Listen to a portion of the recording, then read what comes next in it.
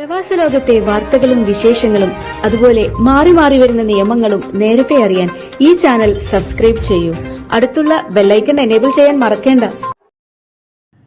നമസ്കാരം. ഒമാൻ വാർത്തകളിലേക്ക് സ്വാഗതം. ഇന്ന് 2025 ഏപ്രിൽ 12 ശനി.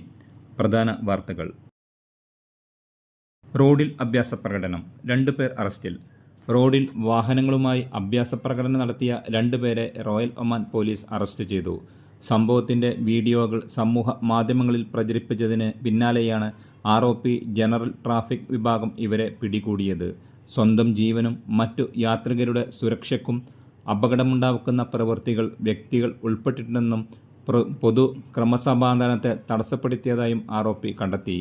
വാഹനമോടിച്ച 2 പേർക്കെതിരെയും നിയമ നടപടികൾ പുരോഗമിക്കുകയാണെന്ന് പോലീസ് വ്യക്തമാക്കി.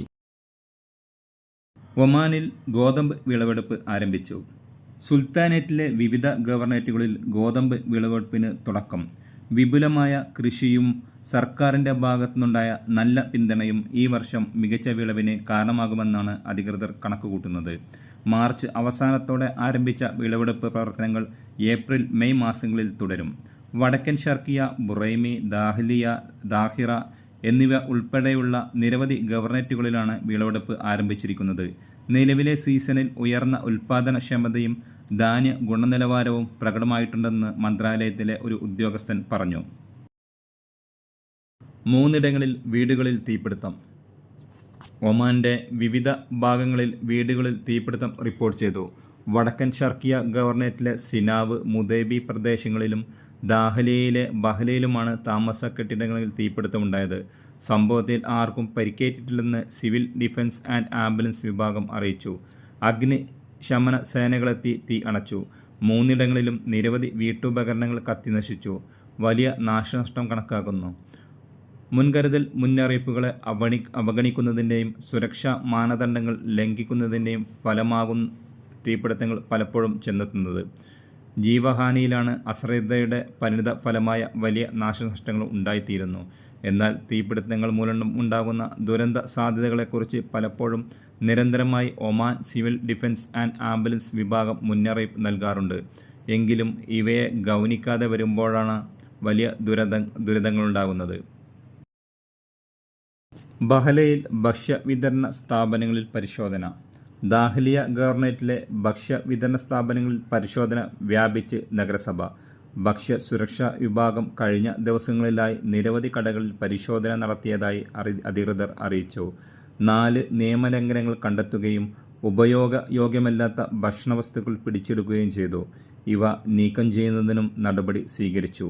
നിയമലംഘനങ്ങൾക്കെതിരെ കർശന നടപടികളാണ് നഗരസഭ നേതൃത്വത്തിൽ സ്വീകരിച്ചത്. പരിശോധന വരും ദിവസങ്ങളിലും തുടരും. കണി കാണാൻ നാട്ടിൽ നിന്നും കണിക്കൊന്നയെത്തി. മാർച്ച് പകുതിയോടെയും ഏപ്രിൽ ആദ്യത്തിലും ഒമാനിലെ ചില ഇടങ്ങളിൽ കൊന്ന പൂക്കാറുണ്ട്. വിഷു വരവറിയിച്ചുകൊണ്ടുള്ള കൊന്നപ്പൂക്കളുടെ മനോഹാരിത പ്രവാസികളിൽ ഒരു ഉത്സവ പ്രതീതി സൃഷ്ടിക്കും. ഇത്തവണ കൊന്ന പൂത്തുനിൽക്കുന്നത് ചിലയിടങ്ങളിൽ മാത്രമാണ് കണ്ടത്. നാട്ടിൽ നിന്നും എത്തുന്ന കൊന്നപ്പൂക്കൾ മാർക്കറ്റിൽ എത്തിയിട്ടുണ്ട്. നാളെ വിഷു ആഘോഷിക്കാനിരിക്കെ ഒരുക്കങ്ങളും വിഷുക്കണി വെക്കാനും വിഷു സദ്യ ഒരുക്കാനും വിഷു ആഘോഷം കളറാക്കാൻ വസ്ത്രങ്ങളും മാർക്കറ്റിൽ എത്തിക്കഴിഞ്ഞു.